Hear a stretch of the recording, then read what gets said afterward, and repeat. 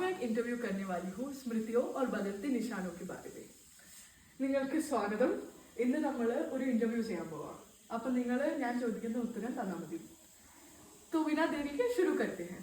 तो मेरा आपसे पहला सवाल है कि आपके पुराने मोहल्ले में और अब आपके मोहल्ले में क्या क्या बदल चुका है.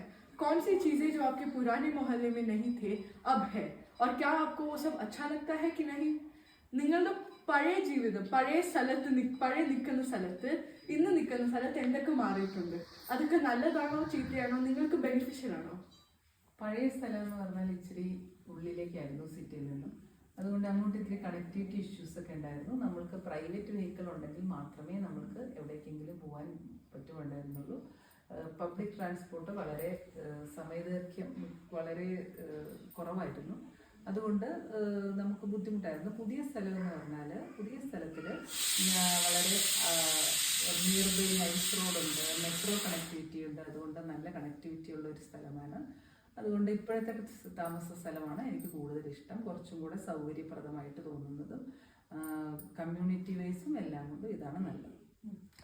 तो मेरा अगला सवाल है, आज की बदलती दुनिया में जहाँ हर दिन एक नई जगह, एक नया बिल्डिंग ऐसा कुछ आता है, तो क्या आप अपने जगह में बिना नक्शा, बिना गूगल मैप के जा पाते हैं? ഇന്നത്തെ കാലത്ത് എല്ലാ ദിവസവും ഒരു പുതിയ ബിൽഡിംഗ്, ഒരു പുതിയ വല്ലതും വരുമ്പോൾ ഒരു മാപ്പ് ഇല്ലാതെ നിങ്ങൾക്ക് നിങ്ങളുടെ വീട്ടിലേക്ക് പോകാൻ പറ്റുമോ? പോകാൻ പറ്റും. അല്ല, നിങ്ങളിപ്പോ ഒരു റൈറ്റ് എടുക്കണമെന്ന് വിചാരിച്ച് ആ റൈറ്റില് ഈ ബിൽഡിങ്ങിന്റെ ഇപ്പുറത്ത് തന്നെയാണ് ട്രാൻസ്ഫർ, അടുത്ത ദിവസം ആ ബിൽഡിംഗ് ഇല്ലെന്ന് വിചാരിച്ചോ, അപ്പോൾ നിങ്ങൾക്ക് പോകാൻ പറ്റുമോ? പോകാൻ പറ്റും.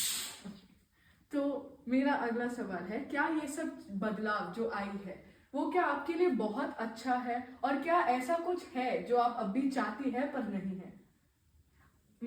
ഞാൻ ഉദ്ദേശിക്കുന്നത്, നിങ്ങൾക്ക് ഇപ്പൊ വന്ന എല്ലാ ചേഞ്ചസ് ഇഷ്ടപ്പെട്ടിട്ടുണ്ടെന്നല്ലേ നിങ്ങൾ പറഞ്ഞത്. അപ്പൊ ഇനിയും വല്ലതും ഉണ്ടോ വരാൻ?